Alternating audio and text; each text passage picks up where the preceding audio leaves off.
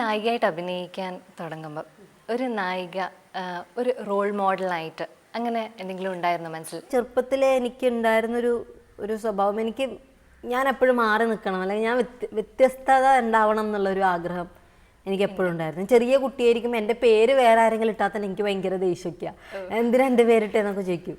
അപ്പോൾ അങ്ങനെ ഒരു സ്വഭാവം എനിക്ക് ചെറുപ്പത്തിലേ ഉണ്ടായിരുന്നു. അപ്പോൾ ഒരിക്കലും ഞാനങ്ങനെ ഇന്നാളെ പോലെ ആവണം എന്നുള്ളൊരു, ഇന്നാൾ ചെയ്ത പോലുള്ള അങ്ങനെയൊന്നും വിചാരിച്ചിട്ടൊന്നുമില്ല. പക്ഷെ നമ്മുടെ മുന്നിൽ ഒരുപാട് നമ്മൾ ഇഷ്ടപ്പെടുന്ന ഒരുപാട് ആൾക്കാരുണ്ട്. നമുക്ക് മുന്നിൽ നമ്മളൊക്കെ വരുന്നതിന് തൊട്ട് മുന്നേ വിലസിയിരുന്ന ഒരാളാണ് മഞ്ജു ചേച്ചി. മഞ്ജു ചേച്ചി എന്ന് പറയുമ്പോൾ ഉള്ള കാലത്ത് ഏറ്റവും നല്ല കഥാപാത്രങ്ങൾ മാത്രമേ അവർക്ക് കിട്ടിയിട്ടുള്ളൂ. അത് ഏറ്റവും വലിയ ഭാഗ്യമാണ് ഒരു ആർട്ടിസ്റ്റിനെ സംബന്ധിച്ചിടത്തോളം. പിന്നെ അതിന് മുമ്പാണ് ശോഭന ചേച്ചി, ഉർവശി ചേച്ചി, രേവതി ചേച്ചി, അങ്ങനെ ഒരുപാട് പേരുണ്ട്. അപ്പോൾ അവരുടെയൊക്കെ പല സിനിമകൾ, പല ക്യാരക്ടേഴ്സ്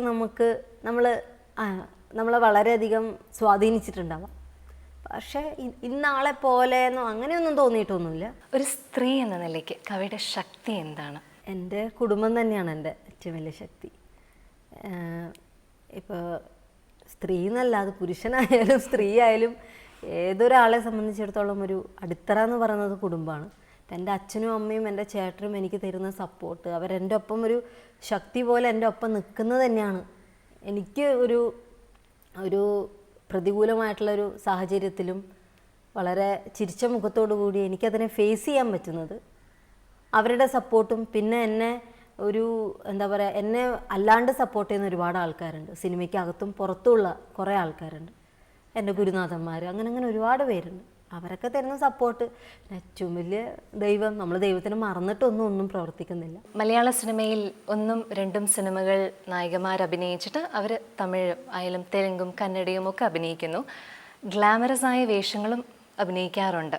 പക്ഷെ കാവ്യയും തമിഴ് സിനിമയിൽ പോയെങ്കിൽ പോലും കാവ്യ അവിടെ തുടർന്നില്ല, ഗ്ലാമറസ് ആയിട്ട് അഭിനയിച്ചില്ല. അത് എന്തുകൊണ്ടാണ്? തമിഴ് സിനിമ ഗ്ലാമറസായി തന്നെ അഭിനയിക്കണം എന്ന് അങ്ങനെ ഒരു നിർബന്ധം അവിടെയുണ്ടോ, അല്ലെങ്കിൽ കാവ്യയ്ക്ക് താല്പര്യമില്ലാത്തത് കൊണ്ടാണ്? എനിക്ക് താല്പര്യമില്ല എന്നുള്ളത് ഒന്നാമത്തെ കാര്യം. എന്നെ അങ്ങനൊരു ചെറിയ ഡ്രസ്സ് ഇടാനോ അങ്ങനൊരു മോശമായിട്ടുള്ള വസ്ത്രധാരണ നടത്താനോ എന്നോട് അവർ പറഞ്ഞിട്ടില്ല എന്നുള്ളത് മറ്റൊരു കാര്യം. അങ്ങനെ നമ്മൾ ആദ്യമേ അങ്ങനെ സിനിമയിൽ പോകുമ്പോൾ അങ്ങനെയുള്ള ചില ഡിമാൻഡ്സ് ഒക്കെ വെക്കുമല്ലോ. എനിക്കൊരാഗ്രഹം ഉണ്ടായിരുന്നു. ഞാൻ സിനിമയിൽ നിന്നൊക്കെ മാറുന്ന കാലത്ത് എല്ലാ ഭാഷയിലും ഓരോ സിനിമ ചെയ്യണം എന്നുള്ളതായിരുന്നു ഞാൻ വന്നപ്പം തുടങ്ങിയിട്ടുള്ള എൻ്റെ ആഗ്രഹമായിരുന്നു അത്. അപ്പം ഞാൻ അങ്ങനെ കണ്ടിട്ടുള്ളൂ. ഞാൻ തമിഴിൽ ഞാൻ അഭിനയിക്കുമ്പോഴും ഇനി ഇതായിരിക്കും എൻ്റെ ആസ്ഥാനം എന്ന് അങ്ങനെയൊന്നും വിചാരിച്ചിട്ടല്ല ഞാൻ പോയത്. അവിടെ തന്നെ പിടിച്ച് നിൽക്കണം എന്ന് വിചാരിച്ചിട്ടും അല്ല ഞാൻ പോയത്.